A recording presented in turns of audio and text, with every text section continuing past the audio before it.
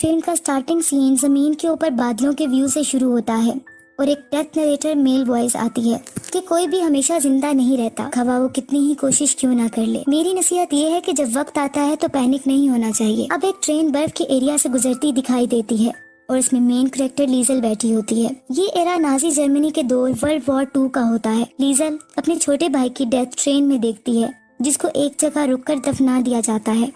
अब 1938 का time Germany में दिखाया जाता है और एक गाड़ी स्नो फील्ड से गुजरती दिखती है जिसमें लीजल बैठी होती है। एक्चुअली वो अपने न्यू पेरेंट्स जो कि फोस्टर पेरेंट्स होते हैं उधर जा रही होती है, जिसमें से मामा का नाम रोजा और पापा का नाम हैंस होता है। वो अपने घर पहुंच जाती है। नेक्स्ट मॉर्निंग हैंस एक म्यूजिकल इंस्ट्रूमेंट बजा रहा होता है और लीजल को डाउनस्टेयर्स आने पर इसे गुड मॉर्निंग बोलता है। रोजा लीजल को कहती है कि तुम्हें मुझे मामा कहना है जबकि हैंस को पापा कहना है।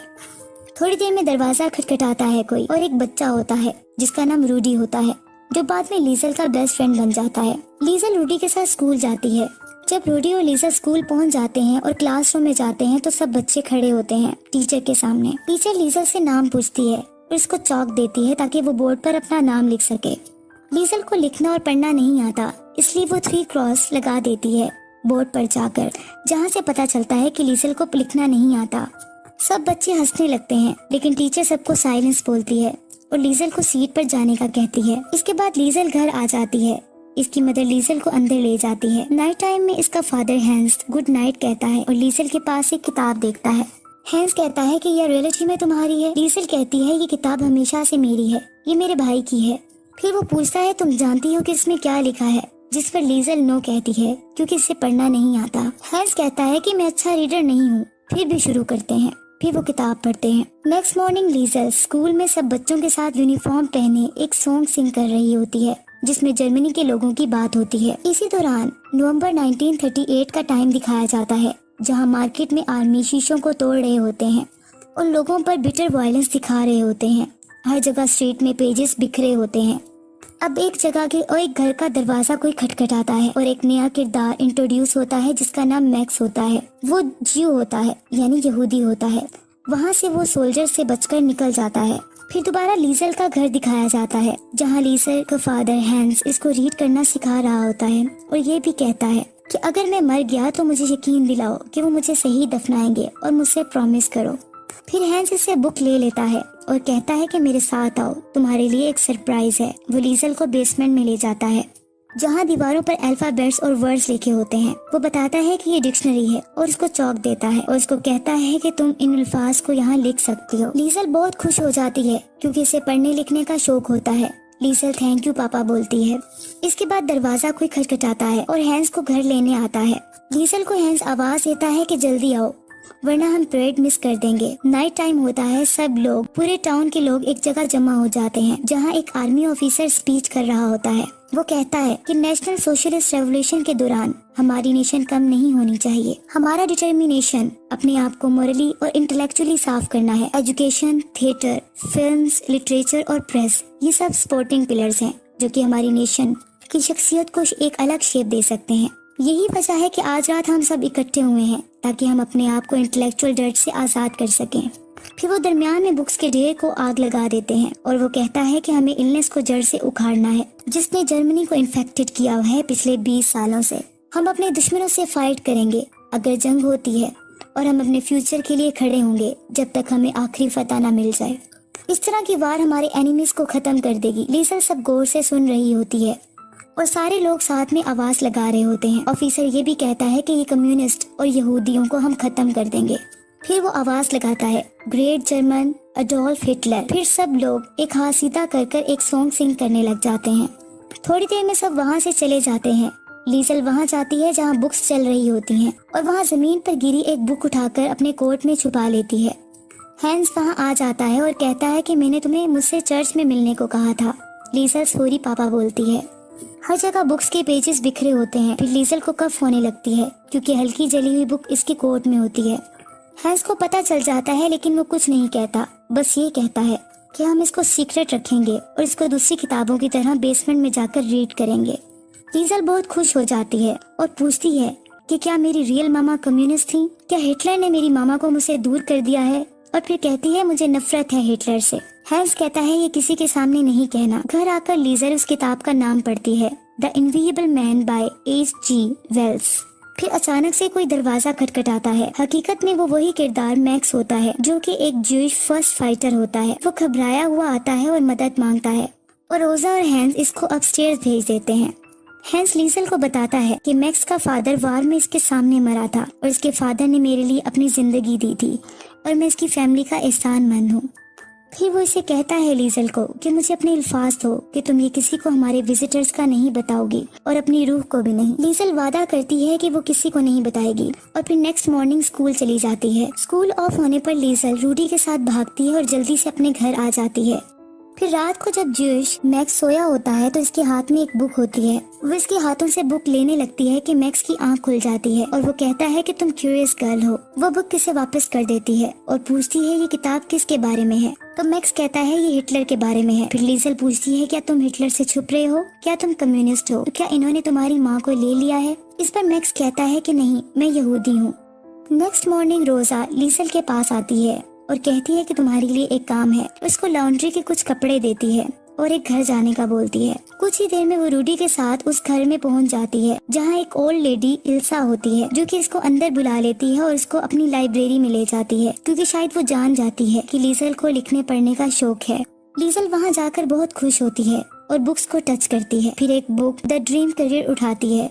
फिर उसे याद आता है कि रूडी इस घर से बाहर इसका इंतजार कर रहा है। वो ओल्ड लेडी इल्सा को बताकर चली जाती है, लेकिन ओल्ड लेडी इल्सा इसे कहती है तुम कभी भी यहाँ बुक्स पढ़ने आ सकती हो। अब मैक्स को बेसमेंट में दिखाया जाता है क्योंकि हैंस की फैमिली को सोल्जर का खतरा होता है कि कहीं वो आकर पकड़ ना ले क्योंकि मैक्स यहूदी होता है। लीजल भी बेसमेंट में जाती है और अपना बुक्स पढ़ना कंटिन्यू रखती है और एक नया वर्ड जो इसे मुश्किल लगता है वो हमेशा बेसमेंट की वॉल पर चौक से लिख देती है। मैक्स इसे पूछता है कि ये वर्ड्स तुम कहाँ से लेती हो, जिस पर लीजल कहती है ये एक सीक्रेट है, लेकिन बाद में बता देती है कि वो कहाँ लाइब्रेरी में जाके बुक्स पढ़ती है और उनको मेमोराइज कर लेती है। इस तरह बाद में मैक्स लीजल को एक बुक गिफ्ट करता है और बताता है कि मेरे रिलीजन में मैंने सीखा है कि हर जिंदा चीज, हर पत्ता, हर परिंदा सिर्फ जिंदा है क्योंकि इनके पास जिंदगी के लिए सीक्रेट वर्ड्स हैं।